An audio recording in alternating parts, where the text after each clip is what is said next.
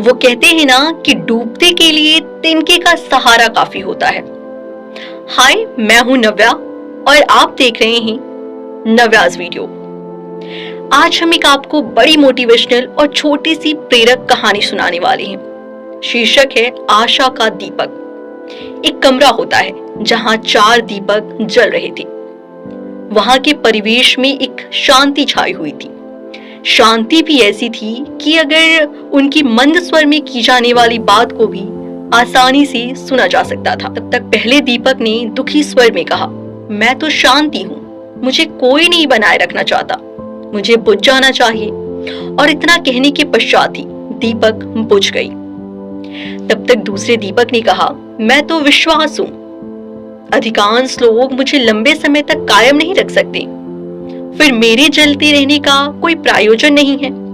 इतनी में ही हवा का एक झोंका आया और उसकी लौ को बुझा दिया। तभी तीसरे दीपक ने कहा, वो भी निराशा भरी स्वर में, कि मैं तो ज्ञान हूं, मुझे अब जलने की ताकत ही नहीं बची है, क्योंकि कुछ लोग मेरे महत्व को समझते ही नहीं हैं, इसलिए मुझे भी बुझ जाना चाहिए।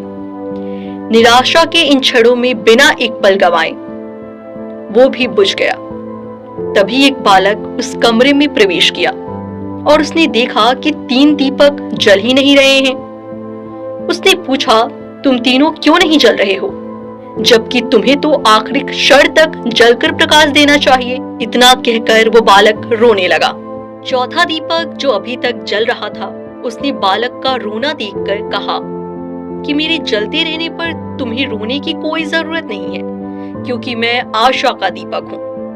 बालक की आंखों में चमक लौट आई। उसने आशा दीप से पुनः शेष तीनों दीपों को जला दिया। मोरल ऑफ द स्टोरी ये कहती है कि आशा वो दीपक है जिससे शांति, विश्वास और ज्ञान को पुनर्जीवित कर सकते हैं। हमारी जीवन में आशा की किरण बनी रहनी चाहिए।